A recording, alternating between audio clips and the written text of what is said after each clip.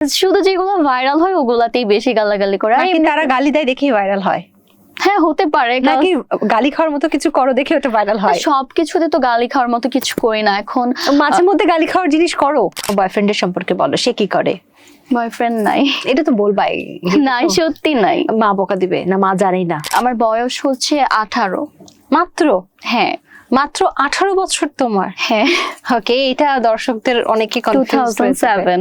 তোমাকে তো অনেকে বাংলার নোরা ফাতেহি বলে, এটা তুমি কিভাবে দেখো? ওই আমার বাপের রাজা, আমার দাদার রাজা, আমি রাজা, তুই আমার চিনস না, তোর বাপরে যায় জিগা। সুরসুরি।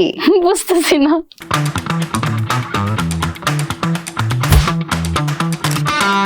Hello everyone, welcome to flash talk season 3। আপনাদের সাথে পুরো আয়োজন জুড়ে আছি আমি তমর রশিদ, এবং আজ আমার সাথে রয়েছে আপনাদের সুপরিচিত সঞ্জিদা আফরিন। তার সাথে আজ আমরা গল্প করব, অনেক বিষয় সম্পর্কে জানবো। ওয়েলকাম, কেমন আছো? এই তো আলহামদুলিল্লাহ অনেক ভালো আছি। তোমাকে দেখে আমার খুব ভালো লাগছে, তুমি ভীষণ গর্জিয়াস একটা পার্সন। যতটা না তোমাকে আমরা ক্যামেরায় দেখি তার চেয়েও বেশি। Thank you so much. Welcome. এখন বলো তো, তোমার ক্যারিয়ারের শুরুটা কিভাবে করলে? ক্যারিয়ারের শুরুটা আসলে এটা আমি ক্যারিয়ার হিসেবে নেইনি, আমি জাস্ট আমার ভালো লাগা থেকে স্টার্ট আপ করেছিলাম। লাইক যখন কোভিড স্টার্ট হয়েছে তখন তো আমাদের স্কুল কলেজ একেবারে অফ ছিল, অ্যান্ড তখন সবাইকে যাদেরকে ফোন নাও দিত তাদেরকেও কিনে দিয়েছিল, কারণ অনলাইনে ক্লাস হতো। সো সেখান থেকে লাইক টিকটক ভিডিওস ওগুলো দেখে আমি একটু ইন্সপায়ার হতাম, and বাসায় একটু একটু প্র্যাকটিস করতাম। আর প্র্যাকটিস করতে করতে লাইক একদিন দেখি যে অনেক ভিউজ হয়েছে একটা ভিডিওতে, তারপর দেখি যে না ভালো লাগতেছে, অনেকে পছন্দ করতেছে, অনেকে নেগেটিভ কমেন্টও করতেছে। আমি আর আমার ছোট বোন একটু একটু ভিডিও করতাম। সো সেখান থেকে একটু একটু করা, দেন আবার একটু অফ ছিল কারণ কোভিডের টাইমে তো আমি ক্লাস 9-এ পড়তাম। সো SSC পরীক্ষা দেওয়ার পরে হচ্ছে আবার স্টার্ট করেছি। দেন আস্তে আস্তে কিছু ব্র্যান্ড যখন টেক্সট করে স্টার্ট করে যে আপু আমাদের সাথে কোলাবোরেশন করবেন নাকি বা কাজ করবেন নাকি, একটু একটু করতে করতে দেন আর কি এই পর্যন্ত আসা। ওকে, সো বলছিলে যে অনেকে অনলাইনে নেগেটিভ কমেন্ট করে। কি ধরনের নেগেটিভ কমেন্ট বেশি পাও তুমি? বলে যে ভালো লাগতেছে না বা এই মেয়েটা সুন্দর না। লাইক আপনি যদি পারফেক্ট থাকেন ও তারপরেও বলে এটা ভালো লাগতেছে না। যেমন কিছুদিন আগে আমি লাইক একটা ভিডিও করছি খালি পায়ে হাঁটার, র্যাম্প ওয়াকের, এমনিতে করছি ভালো লাগাতে, তার বলতেছে আমার নাকি পা বাঁকা। সো লাইক ওনাদের শুধু শুধু কোনো খুদ না পেলেও তারপরেও বলবে যে এটা সমস্যা ওটা সমস্যা। আমার পা কিন্তু সোজায় আছে, বাট হিল পরে হাঁটলে আর খালি পায়ে হাঁটলে তো একটু ডিফারেন্ট লাগে। বাঁকা হলে বা কি সমস্যা? সেটাই তো, কি সমস্যা? এখন কোনো খুদ খুঁজে পায় না, বলে পা বাঁকা। সোশ্যাল মিডিয়াতে তো অনেক সেলিব্রিটিরা অনেক ধরনের কমেন্টে গালাগালি পায়। হ্যাঁ, এটা কখনো ফেস করেছো? হ্যাঁ গালাগালি তো রেগুলারই করে। যে নর্মাল কোনো ভিডিওতে গালাগালি করে না, যে ভিডিওগুলো ভাইরাল হয় ওটাতেই গালাগালি করে। সো তোমরা গালাগালি করলে সবগুলাতেই গালাগালি করো, শুধু যেগুলো ভাইরাল হয় ওগুলাতেই বেশি গালাগালি করে। নাকি তারা গালি দেয় দেখেই ভাইরাল হয়? হ্যাঁ হতে পারে, নাকি গালি খাওয়ার মতো কিছু করো দেখে ওটা ভাইরাল হয়? সবকিছুতে তো গালি খাওয়ার মতো কিছু করি না এখন। মাঝে মধ্যে গালি খাওয়ার জিনিস করো? মাঝে মধ্যে এখন লাইক আমি একটা ওয়েস্টার্ন ড্রেস পরতেছে, ওটা মনে করেন আপনার কাছে ভালো লাগতেছে, বাট একজন মুরব্বীর কাছে সেটা ভালো লাগবে না। সো সে যদি সেটা অন্যভাবে নেয় সে গালি দিতেই পারে যে মেয়েটা অশ্লীল, মেয়েটা ভালো না, বা সে কোনো একটা স্ল্যাং ইউজ করতে পারে। বাট অনেকের কাছে এটা অনেক ভালো লাগে না, শি লুকস প্রিটি বা ভালো লাগতেছে, দ্যাটস ইট, এরকমই আর কি। ছোটবেলা থেকে বেড়ে ওঠাটা বলো তো, কিভাবে বড় হয়েছো? কিভাবে বড় হবো, পড়াশোনা করছি। আর আমি তো এখানেই থাকি, ঢাকায় থাকি, স্কুলে পড়াশোনা করছি। লাইক একবার ছোটবেলা থেকে বাচ্চা খেল থেকে স্কুলে যেতাম, বাসায় আসতাম, এসে হোমওয়ার্ক করে ডোরেমন দেখতাম, দেন ঘুমিয়ে যেতাম, এটাই। তারপর বড় হওয়ার পর ডোরেমন মেয়ে। হ্যাঁ। সো তোমার ফ্যামিলি অনেক বেশি সাপোর্টিভ? সাপোর্টিভ বলতে ফার্স্টে বাবা হচ্ছে বলতো যে এটা করার দরকার কি, তুমি তোমার পড়াশোনাটা কন্টিনিউ করো, এটা কি সবাই ভালোভাবে নিবে নাকি নিবে না। সো যখন আমি একটু বড় হলাম বা আমি যখন ছোট ছিলাম তখন বাবা একটু বলতো এত ছোট বয়সে তো করা উচিত না, তুমি একটু বড় হও তারপর দেখো যে দুনিয়া আগে বুঝো। হ্যাঁ হ্যাঁ। সো তখন একটু মানে একটু বকা দিত বা বলতো যে আম্মুকে বলতো যে এটা করে কি আসলে এটা কি ভালো জিনিস বা এটা কি মানুষ ভালো বলবে নাকি।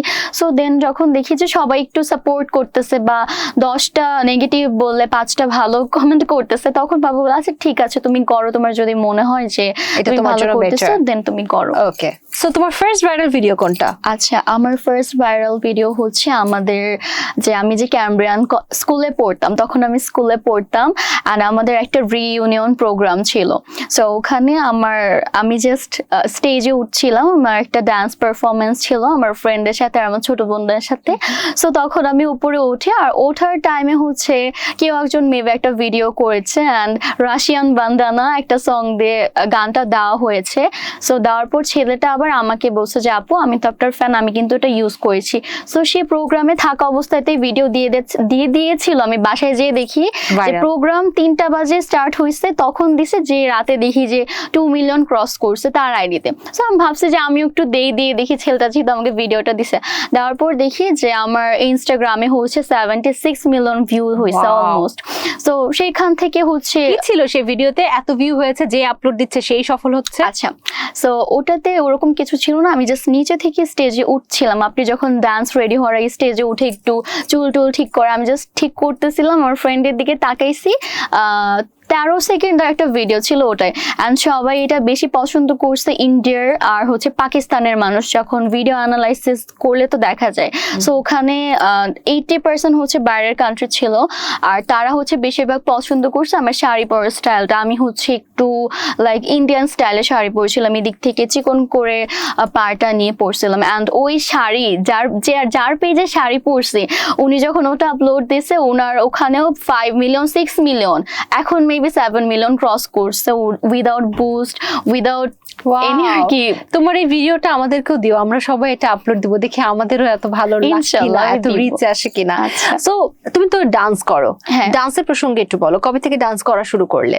আচ্ছা, ডান্সটাও সেখান থেকে স্টার্ট, যখন হচ্ছে আমার ওই রাশিয়ান বান্দানা গানের যে ক্লিপসটা ছিল ওখানেও আমি একটা পারফরমেন্স করেছিলাম, লাগে ওরা ধরা, তারপর হচ্ছে আজকি রাত, এই 2-3টা গানের নাচ করার পরে সবাই আমাকে অনেকে গালাগালি করছে, অনেকে আবার অ্যাপ্রিসিয়েট করছে।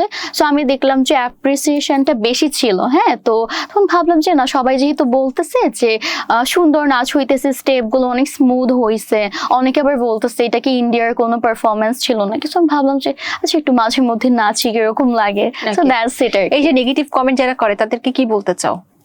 আমি তোমাদেরকে দেখিও না। ওকে ওকে, আচ্ছা, মডেলিং এর জার্নিটা তোমার কিভাবে শুরু হলো? আচ্ছা, মডেলিং এর জার্নিটাও সেই ওখান থেকে স্টার্ট, যখন থেকে হচ্ছে আমি একটু করে টিকটক করে ইনস্টাগ্রামে পোস্ট করি। সো ফার্স্টে হচ্ছে আমার কাজ হয়েছিল একটা পেজের সাথে, শাড়ির পেজ, ওটাও শাড়ির পেজে ছিল।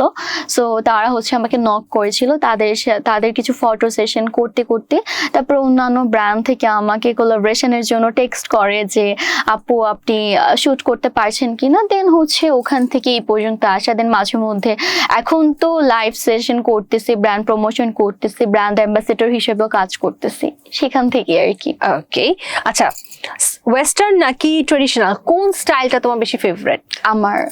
আমার ট্রেডিশনাল বেশি ফেভারিট, টু বি অনেস্ট। ওকে, তাহলে ওয়েস্টার্ন পরো কেন? মানুষ তো ওয়েস্টার্ন পরলে গালি দেয় মূলত। আচ্ছা, ওয়েস্টার্ন পরলে গালি দেয়, ওয়েস্টার্ন পরি লাইক আমার নিজের যে ব্যক্তিত্বটা সেটাকে চেঞ্জ করার জন্য। লাইক আমাকে ওয়েস্টার্ন পরলে কেমন লাগে, শাড়ি পরলে কেমন লাগে, বা আমি যদি অন্য যে কোনো তামিল স্টাইল বা যে কোনো স্টাইলই পরি, জাস্ট নিজের স্টাইলটাকে চেঞ্জ করার জন্য ওয়েস্টার্ন পরি। ওকে, যাক, তোমার সাথে অনেক প্রসঙ্গ নিয়ে আরো আলোচনা হবে, চলো একটা গেম সেগমেন্টে যাই। আচ্ছা, ভিউয়ার চলে যাচ্ছি গেম সেগমেন্ট গেস দ্য ওয়ার্ডে।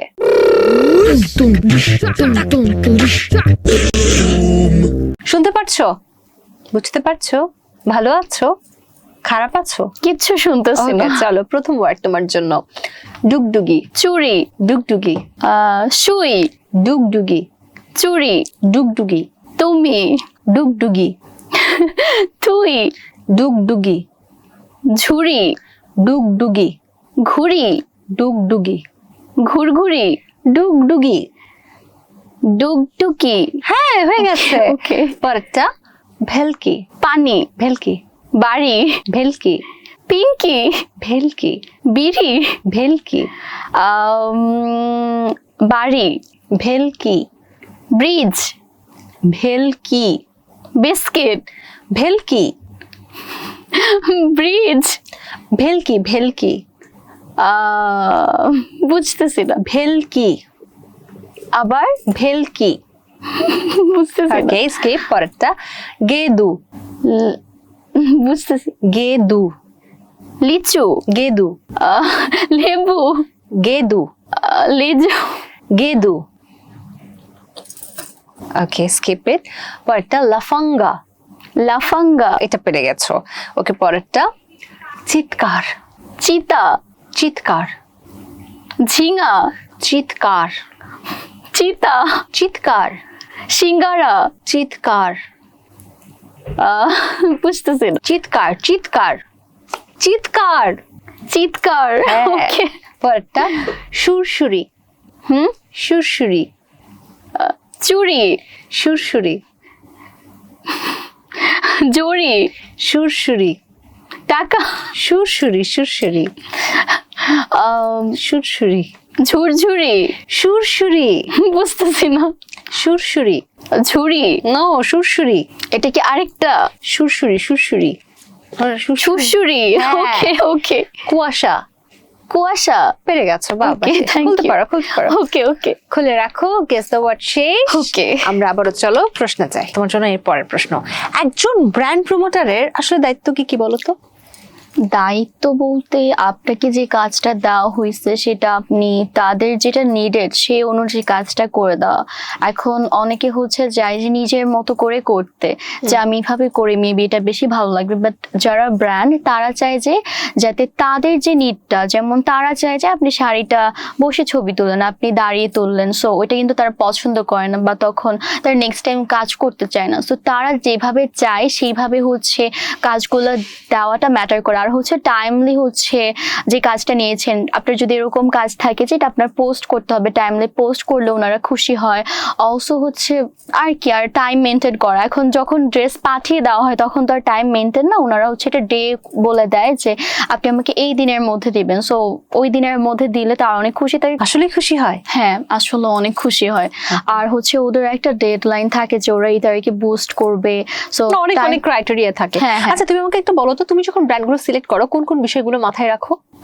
আমি ফার্স্টে যে জিনিসটা মাথায় রাখি সেটা দেখি যে ওনাদের কোনো উল্টাপাল্টা রিভিউ আছে নাকি। সেকেন্ডলি দেখি যে ড্রেসকে অতিরিক্ত বেশি ওপেন নাকি, ওইটা মাথায় রাখি। অ্যান্ড দেখি যে তাদের সাথে কারা কারা কাজ করছে। অ্যান্ড অনেক নিউ ব্র্যান্ডের সাথেও কাজ করা হয়, বাট বিহেভিয়ারটা ম্যাটার করে যে আপনাকে সম্মান দিচ্ছে নাকি পেজের ওনার, যার সাথে আপনি চুক্তিবদ্ধ হচ্ছেন বা যার সাথে আপনি কাজে আগাচ্ছেন সে কি আপনাকে প্রপারলি সম্মান দিচ্ছে নাকি। কারণ একটা কাজের জন্য মেইন ফ্যাক্টই হচ্ছে তার সাথে কমিউনিকেশনটা ঠিক রাখা, সেটা আপু হোক বা ভাইয়া হোক, যে সে আপনাকে প্রপারলি রেসপেক্ট দিচ্ছে নাকি। হ্যাঁ। আচ্ছা, তুমি আমাকে 5 জন ব্র্যান্ড প্রমোটারের নাম বলো এবং রেটিং করবে, যে 1 একে রাখতে চাচ্ছ, মানে প্রথম একে রাখতে চাও, দ্বিতীয়তে একে রাখতে চাও, রেটিং আচ্ছা। করে 5 জনের নাম বলো। ফার্স্টে হচ্ছে বারিশা আপু, ওকে।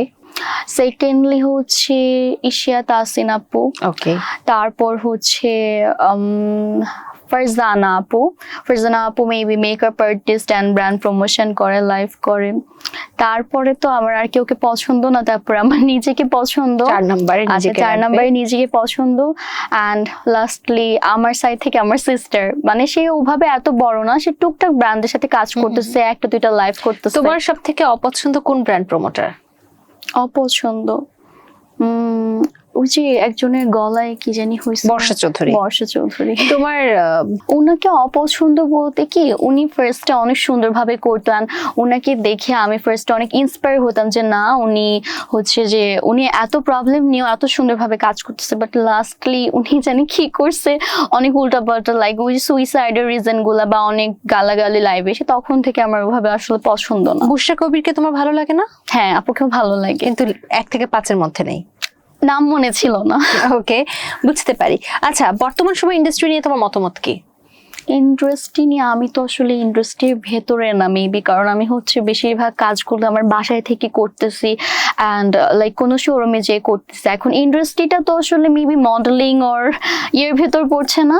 না, ব্র্যান্ড প্রমোশনও তো একটা ইন্ডাস্ট্রি। আচ্ছা, তাহলে মনে হয় আমার জানা ছিল না। আচ্ছা, এখন বর্তমান সময়ে তো ভালো খারাপ দুটা মিলেই হচ্ছে ইন্ডাস্ট্রিটা চলতেছে এখন, বাট পাস্টে যখন ছিল তখন বেশি একটু উইয়ার্ড ছিল ইন্ডাস্ট্রির সাইডে, বাট এখন দেখি সবাই অনেক প্রপারলি অনেক সুন্দরভাবে কাজ করতেছে। ইভেন অনেক ছোট ছোট যে যারা এখন নিউলি মাত্র 9-10-এ পড়ে তারাও দেখি অনেক সুন্দরভাবে কাজ করতেছে, যেমন দিশামণি, তারপর হচ্ছে আরো অনেকেই কাজ করতেছে ছোট ছোট। দিশামণিকে কি আমরা ব্র্যান্ড প্রমোটার বলতে পারি? আমার মনে হয় না। দিশামণিকে ব্র্যান্ড প্রমোটার বলতে, দিশামণি কিন্তু অলরেডি অনেকগুলো ব্র্যান্ডের সাথে চুক্তিতে আছে, যেমন টনি আপুর ব্র্যান্ডের সাথে মেবি দিশা চুক্তিতে। সো সে যদি 4-5টা ব্র্যান্ডের সাথে চুক্তিবদ্ধ হয় তাহলে তাকে ব্র্যান্ড প্রমোটার বলা যায়। আচ্ছা, অনেক অনেক গভীর আলোচনা করছি, তোমার বয়ফ্রেন্ডের সম্পর্কে বলো, সে কি করে? বয়ফ্রেন্ড নাই। এটা তো বলবাই। নাই, সত্যি নাই। মা বকা দিবে না? মা জানি না। না, আমার যদি থাকতো আমি সেটা আম্মুকে শেয়ার করতাম, কারণ আম্মুকে আমি সবকিছু শেয়ার করি। ব্রেকআপ হয়ে গেছে? নাই, মানে ব্রেকআপ ছিলই না কখনো। এটা অসম্ভব। আমার ছোটবেলা থেকে পছন্দ না, মানে আসলে। নাকি কেউ তোমাকে পছন্দ করেনি? কোনটা? আমাকে পছন্দ করেনি, আমাকে তো অনেকে পছন্দ করে অনেকে করে না। এখন কার পছন্দ? কখনো কোনো প্রপোজ পাওনি? হ্যাঁ পাই, সেটা পাই, বাট আমার তাকে ভালো লাগে না। কেমন ছেলে পছন্দ করো তুমি? ব্যক্তিত্ব সম্পন্ন। কয়টা গাড়ি থাকলে প্রপোজ অ্যাকসেপ্ট করবে? আমি কোনো গাড়ি চাই না। আচ্ছা, কি থাকলে প্রপোজ অ্যাকসেপ্ট করবে? ওই সে বললাম, ব্যক্তিত্ব সম্পন্ন, সে আমাকে রেসপেক্ট করবে, আমার কথার মূল্যায়ন করবে, আর হচ্ছে আমাকে সাপোর্ট করবে অলওয়েজ। আচ্ছা, ধরো এমন কোনো ছেলে পেলে ব্যক্তিত্ব সম্পন্ন, তোমাকে রেসপেক্ট করে, সাপোর্ট করে, কিন্তু ছেলেটা দেখতে ভালো না, একটু ডার্ক, মানে তুমি তো অনেক ব্রাইট, ও অনেক কালো, একটু হাইট কম, প্লাস দেখা যাচ্ছে অনেক গরিব, তখন আমার কাছে আসলে হাইট ম্যাটার করে না। আচ্ছা, তোমার কাছে ব্যক্তিত্বটা ম্যাটার করে। তার টাকা পয়সা না থাকলে সমস্যা নাই। আচ্ছা, গ্রেট। তবে আচ্ছা, তুমি তো নাচ করো, কোথাও শিখেছো নাচ? না। তাহলে কিভাবে পারো? ওই যে আমি বললাম না যে আমাদের হচ্ছে ফার্স্ট ডে একটা স্কুলের প্রোগ্রাম ছিল, সেখানে একটা রিইউনিয়ন ছিল, বড়রা ছোটরা টিচাররা ছিল, অ্যান্ড ওইখানে আমি জাস্ট আমাকে সবাই বলেছিল যে আচ্ছা সঞ্জিদা তুমি নাচো, মনে হয় ভালো কিছু হবে। দেন প্র্যাকটিস করলাম টিভি দেখে দেখে। আমাদের ড্রয়িং রুমে হচ্ছে বড় একটা টিভি আছে, ওটাতে হচ্ছে ইউটিউব অন করে দেখে দেখে প্র্যাকটিস করতাম, অ্যান্ড পাশে একটা মিরর আছে যাতে নিজকেও দেখতে পারি, অ্যান্ড টিভি দেখে একসাথে নাচতাম, দেন সেটা রেকর্ড করে ফার্স্ট টাইম নাচলাম। এই নাচ কি তোমার জীবনে আলাদা কোনো ভ্যালু অ্যাড করছে ক্যারিয়ারে? ভ্যালু অ্যাড করছে বলতে এটা আসলে আমি একটু কনফিউজ যে আমার নাচটা আসলে আমার ক্যারিয়ারে ভ্যালু অ্যাড করতেছে নাকি, বাট আমার মনে হচ্ছে সেরকম একটা ইফেক্টিভ না। জাস্ট তুমি কি নাচের প্রোগ্রামও করছো? না, নাচের প্রোগ্রাম আমি করতেছি না, জাস্ট আমাদের ক্যাম্পাস থেকে কোনো প্রোগ্রাম হলে, বাট আমি অনেক ভালোবাসি আমার ক্যাম্পাস থেকে কোনো প্রোগ্রাম স্টার্ট হলে। আমি সেই ছোটবেলা থেকে যখন হচ্ছে আমি ক্লাস 6-7-এ পড়ি, তখন যখন স্কুলের সাংস্কৃতিক অনুষ্ঠান হয় তখন থেকেই হচ্ছে আমি নাচতাম, বাট তখন হচ্ছে আমার ওরকম ইচ্ছা ছিল না। টুকটাক হচ্ছে অনেক পছন্দ করতাম যে কেউ নাচতেছে, আমি সেটাতে অ্যাটেন্ড করতাম বা সেটার সাইডে যে আমি নাচতাম, বাট ওরকম ভাবে শিখে কখনো করা হয়নি, বাট পছন্দ ছোটবেলা থেকে। সঞ্জিদার বয়স কত যে এখনই চুল পেকে গেছে? আমার চুল পাকেনি, আমার হচ্ছে লাইক থাকে না অনেকের হরমোনাল ইস্যু থাকে অ্যান্ড জেনেটিকলি টুকটাক থাকে। সো এটা আসলে কি আমার চুল পেকেছে মূলত যখন আমি ফার্স্ট টাইম কালার করি, তখন থেকে হচ্ছে কয়েকটা লাইক আমি জানি না এটা কেন হতে পারে, কোনো ইফেক্ট পড়েছে, হতেই পারে। So I am not sure. And আমার বয়স হচ্ছে 18 মাত্র। হ্যাঁ, মাত্র 18 বছর তোমার? হ্যাঁ। ওকে, এটা দর্শকদের অনেকে কনফিউজ হয়ে যাবে। 2007। ওকে, তুমি তো অনেক ছোট তাহলে, সেই সময় অনেক ভালো ভালো কাজ করছো। আচ্ছা, তোমাকে তো অনেকে বাংলার নোরা ফাতেহি বলে, এটা তুমি কিভাবে দেখো?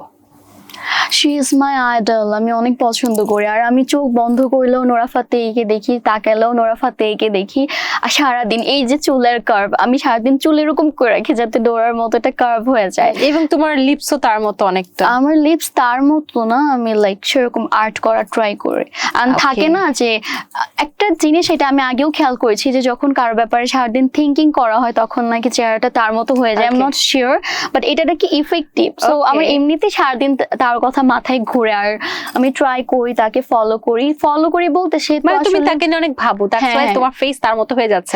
সেক্ষেত্রে থ্যাঙ্কস টু মাই আল্লাহ যে আমি সবসময় আমার নিজেকে নিয়ে ভাবি, নাহলে আমি অন্য কারোর মতো দেখতে হয়ে যেতাম। যাই হোক, বর্তমানে তোমার সোশ্যাল মিডিয়া ক্যারিয়ারে কি কি পরিবর্তন আনার চেষ্টা করছো? সোশ্যাল মিডিয়া আমি আসলে নিজেকে আরেকটু প্রেজেন্টেবল করতে চাই, লাইক যতটা নিজেকে গুছিয়ে রাখা যায়, অ্যান্ড ভালো ভালো ব্র্যান্ডের সাথে কাজ করতে চাই যারা হচ্ছে লাইক থাকে না যে বিগ বিগ ব্র্যান্ড যারা হচ্ছে অ্যাকচুয়ালি বাকিদের সাথে কাজ করতেছে, আমিও চাই যে প্রপারলি সবকিছু করতে। আর স্পেশালি আমি লাইভে ফোকাস দিতে চাচ্ছি, কারণ আমার আসলে মনে হচ্ছে যে লাইফটা মেবি আমার জন্য বেটার, আর আমাকে সবাই সাপোর্ট করতেছে। লাইভে টাকা বেশি? টাকা বেশি না, আমার জন্য তো টাকা বেশি না, কারণ আমি তো আসলে নিউলি স্টার্ট করেছি লাইফটা, 7-8 মাস হবে। তো আচ্ছা, আমরা সবাই না খুব কনফিউজড, তোমরা যারা লাইভ প্রেজেন্টার তোমরা আসলে তোমাদের স্টার্টিং অ্যামাউন্ট কত এবং এটা শেষ হয় কততে? সো বলতে পারবে যে কত থেকে কত রেঞ্জের মধ্যে ব্র্যান্ড প্রমোটাররা সাধারণত হায়ার হয়ে থাকে? আচ্ছা, স্টার্ট হয় আমার পরিচিত যারা আছে, আমি যতটুকু জানি যে লোয়েস্ট হচ্ছে 1000 থেকে মেবি স্টার্ট হয়।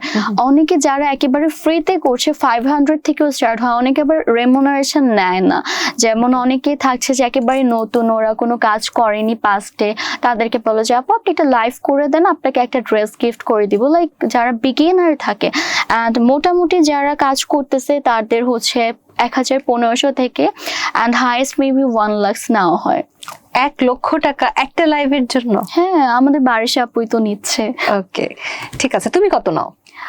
আমি হচ্ছে পার লাইভে হচ্ছে ডিপেন্ড করে লোকেশন, বাট এভারেজে হচ্ছে 15 to 30 এটার মাঝখানে। যদি ওরকম বেশি লং লাইফ থাকে তাহলে একটু পেমেন্টটা বেশি থাকে, আর লোকেশনের কাছাকাছি হলে একটু কম নেওয়া হয়। ওকে, আচ্ছা, তোমার মতে গ্ল্যামার হার্ডওয়ার্ক কোনটা দরকার, গ্ল্যামার না হার্ডওয়ার্ক? আসলে দুইটাই ম্যাটার করে, একটা আমি যদি একটা বলি তাহলে আমি হার্ডওয়ার্কই নিব। গ্ল্যামার নিবে না? না। ওকে, ঠিক আছে, চলো আবারও একটা গেম সেগমেন্টে যাই। ভিউয়ার, চলে যাচ্ছি র্যাপিড ফায়ারে।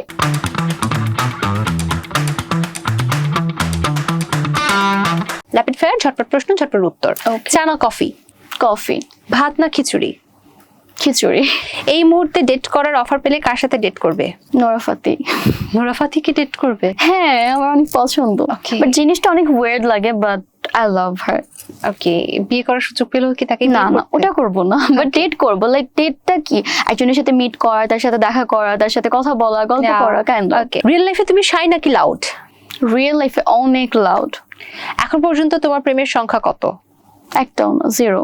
ফ্যাশনে তোমার ইন্সপিরেশন কে? ফ্যাশন ইন্সপিরেশন হচ্ছে ফার্স্টলি যদি বাইরের কান্ট্রির কথা বলি তাহলে হচ্ছে নোরা ফাতি, সেকেন্ডলি বাংলাদেশের কথা বললে বারিশা আপু। ট্রেডিশনাল শাড়ি নাকি western gown? Traditional sari. Dance নাকি ফটোশুট? ডান্স। পছন্দের টিকটকার? পছন্দের টিকটকার আমি নিজে। ওকে, জীবনে কত টাকার মালিক হতে চাও?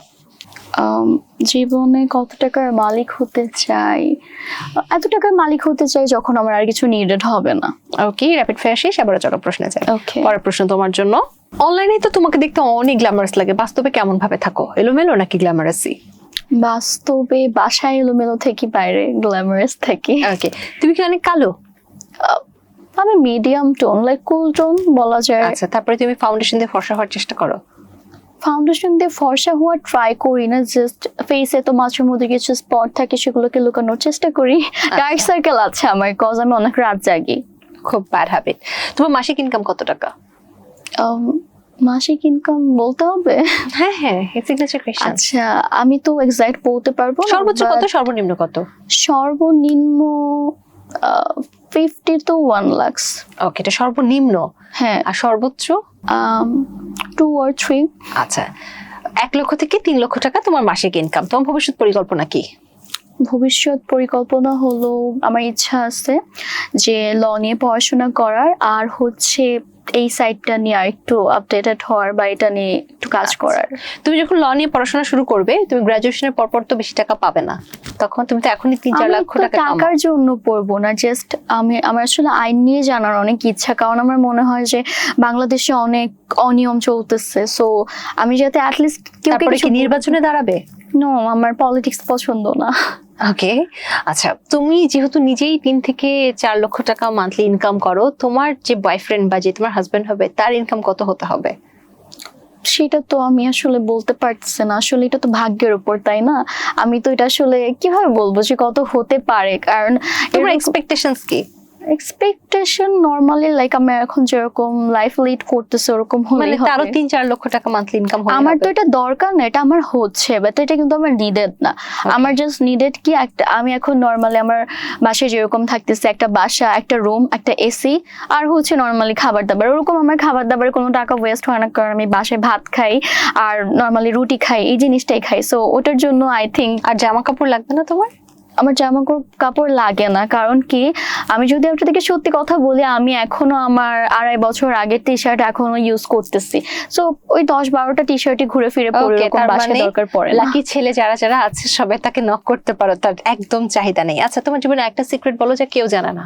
আমি খুব সুন্দর লিখতে পারি। আমি যখন ছোটবেলায় হাতের লেখার কম্পিটিশন হতো, সো আমার লেখাটা আমার বাবা আমাকে শিখিয়েছে, কারণ আমার বাবার লেখা অনেক সুন্দর। আমার বাবা যখন ছোটবেলায় হাতের লেখার কম্পিটিশন দিত, সে অলওয়েজ ফার্স্ট হতো। আর আমি যখন ছোটবেলায় জুনিয়র 1, 1, 2, 3 ওই টাইমে অলওয়েজ হাতের লেখার কম্পিটিশনে অ্যাটেন্ড করতাম। আমি অলওয়েজ ফার্স্ট না হয় সেকেন্ডে থাকতাম। ওকে, গ্রেট। আচ্ছা, অনেক কথাবার্তা হয়ে গেছে, চলো আবার গেম সেগমেন্টে যাই। ওকে, ভিউয়ার্স, চলে যাচ্ছি অ্যাক্টিং রাউন্ডে।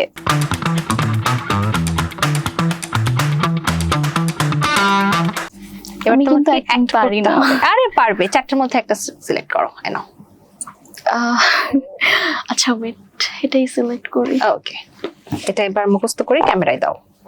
ওই হালার ব্যাটা তো আমার সব পাবে, কিন্তু আমার মন পাবে না, কারণ আমার মন তো তোমার কাছে। সো আর্টিফিশিয়াল দাও, আর লাগবে না। তো এটা শুনে যে কোনো ছেলে ওখানে অজ্ঞান হয়ে যাবে আচ্ছা, যে ও কি কষ্ট পাচ্ছে নাকি ওর ভালো লাগছে হ্যাঁ, কথাটা আমি বলতে বুঝতে নাকি। যাই হোক, আরেকটা নাও, আরেকটা চুজ করো। Okay. এটার মধ্যে আরেকটা নাও।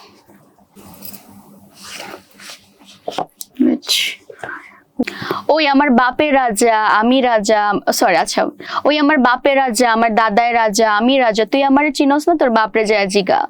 বাহ, অনেক ভালো করার চেষ্টা করেছো। দাও, তুমি তো শাকিব খানের মুভির অফার পেলেও করতে পারবে না তো বাজে অ্যাক্টিং দিয়ে। আরে আমি অ্যাক্টিং করি না তো, এর জন্য মানে করার ইচ্ছে নেই। ওকে, তাহলে মানে ভাল লাগে না এই জিনিসটা। তাহলে আসলে। শিখে আর কি হবে। যাই হোক, আমরা আয়োজন একেবারে শেষ প্রান্তে, দর্শক যারা আছে তাদের কি বলতে চাও?